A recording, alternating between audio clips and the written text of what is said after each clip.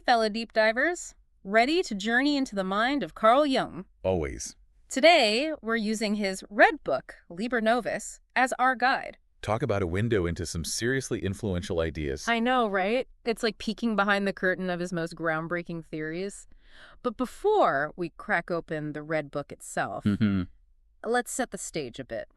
Jung's early fascination with duality really struck me. This pull towards the shadows, the hidden parts of human nature.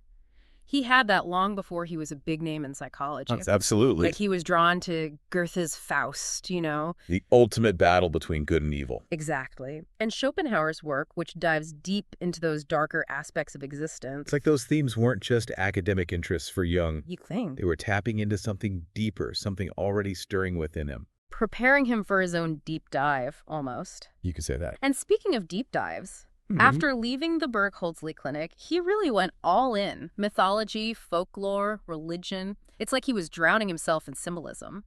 He even said he felt like he was living in an insane asylum, analyzing all those figures. Whoa.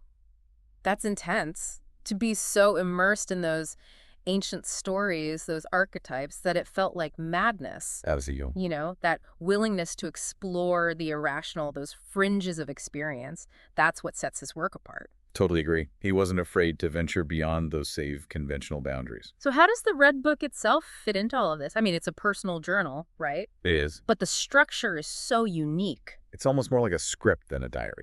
Jung presents it as a series of dialogues, actual conversations between him and his inner voices. Okay, hold on. He's literally having back and forth conversations with his inner voices. Like who? Well, the most prominent voice. His soul. He's having conversations with his soul. This just got real. What kind of things is his soul saying to him? Can you give me an example? In one passage, his soul practically urges him to wake up.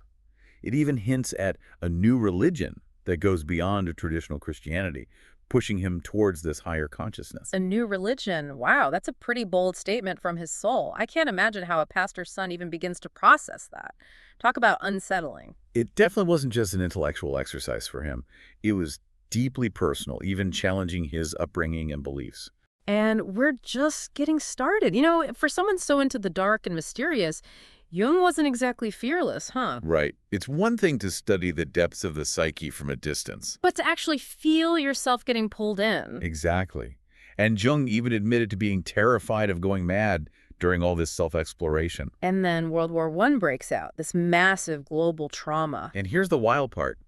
It actually eases his fear. Wait, what? I thought a world war would push someone closer to the brink, not further away. How does that even make sense? It seems paradoxical, right? Yeah. But for Jung, it was almost like a strange validation. How so? Well, he'd had this really vivid dream, a big dream, as he called it.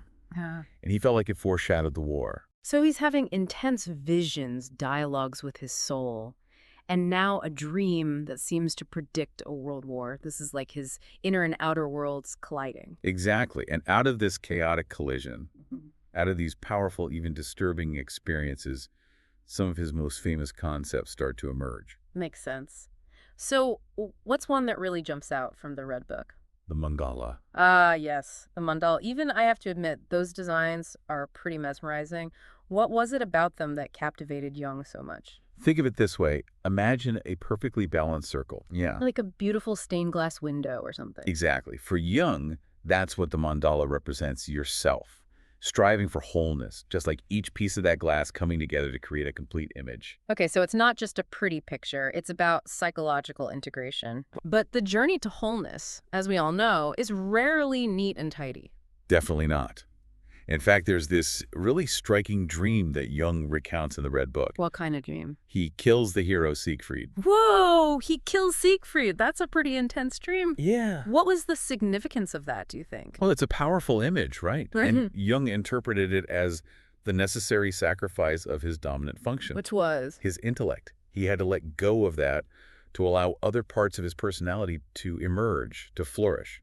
Interesting. So he's realizing that to really embrace his full being, he needs to move beyond just logic and reason. Exactly. He needs to integrate those shadow aspects, the parts we often try to ignore or deny in ourselves.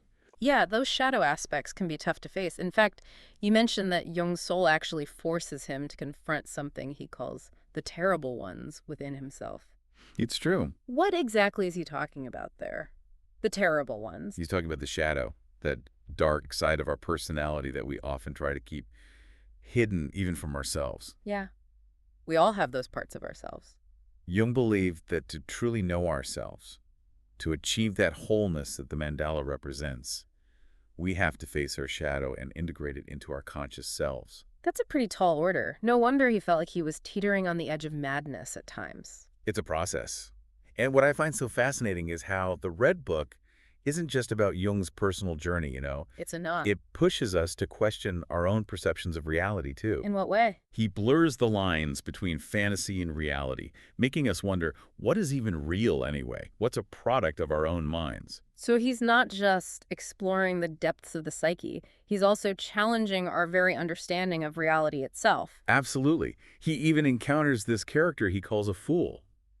This fool claims to be the savior. Interesting. And this encounter really leads to some deep reflections on madness, delusion, that slippery nature of truth itself. It seems like Jung is really shaking things up. He's forcing us to question everything we thought we knew about ourselves and the world. It's making me think about what my own terrible ones might be trying to tell me. It's a question we should all be asking ourselves. But we'll save that for my own Red Book, I guess. Speaking of which, there's still so much more to uncover about Jung's journey, especially this concept of the pleroma. What's that all about, this pleroma thing? It's intriguing. Sounds huge, almost mystical. Is this where Jung's exploration takes a turn towards Eastern spirituality? Yeah, you're picking up on that. See, the pleroma is this ultimate state of unity that Jung talks about. Okay. Like a cosmic womb, pure potential, a state of both fullness and nothingness. Fullness and nothingness, how does that even... It's the source of everything. Yeah. It's hard to wrap your head around, and actually, it's not so different from concepts like the Tao or Brahman in Eastern thought. Right, that ultimate reality beyond duality. Exactly. So all the opposites we experience, light and dark, masculine and feminine, conscious and unconscious. All part of the same tapestry woven together. And it's from this pleroma, this unity, that they emerge. For Jung, it wasn't about picking a side, aligning yourself with one or the other. More about recognizing they're interconnected. Exactly. They're not opposing forces, really. Two sides of the same coin. Like that yin-yang symbol, the black and white swirling together. Each containing a seed of the other. It makes me think about how Jung viewed God and the devil. That evolved too, didn't it? Yeah, it did. One of the most compelling things about the Red Book is how Jung wrestles with these big, complex ideas. He seemed to move beyond that good versus evil thing. For him, it wasn't about worshiping one and fearing the other. It was about embracing the wholeness of existence, acknowledging that even the so-called devil, the shadow side, has a role to play. So not an epic battle, but more like... They're intertwined, both necessary for the whole thing to function. Exactly. And then there's this abraxas concept. Now, abraxas is wild. A symbolic figure embodying both good and evil simultaneously, not one or the other. Whoa, hold on. Even for Jung, abraxas seems like a curveball. But it gets to the heart of Jung's message. Which is? That even those dark impulses, the parts we try to bury, they can be a source of creative energy, of transformation. So it's not about banishing the shadow, but integrating it. Exactly. Remember the terrible ones his soul made him confront? This is what he's getting at. It's about finding a way to make it part of our wholeness. Okay. So we've got the pleroma, this idea of wholeness, abraxas, and then there's this whole continuing incarnation concept, too. Right. Jung's idea that the divine impulse to incarnate, to become human, didn't end with figures like Christ. It's ongoing. A cosmic dance between the divine and humanity. And through this continuing incarnation, we can achieve true individuation. Become our most complete selves. Yes. So it's not about following a specific religion or dogma. But it's about recognizing that spark of the divine within each of us, however it shows up. Finding our own unique expression of that connection. Beautifully put. Like we're all actors in this grand cosmic play. And the continuing incarnation is the script. Yeah. But here's the thing. It's a script we're writing with our choices, our actions, our whole lives. That's powerful. It makes me think about the Red Book differently. It's not just Jung's personal journey. It's an invitation for all of us. Yeah. To embark on our own exploration. He dove into the depths, faced his shadows, and he's saying, hey, you can too. And he gave us tools to do it. Active imagination, dream analysis, working with symbols. All ways to let those inner voices be heard. Which takes courage.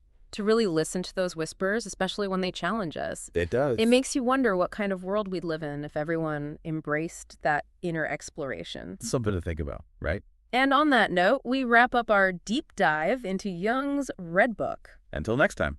Thanks for joining us. And remember, what would be the first question you'd ask your soul?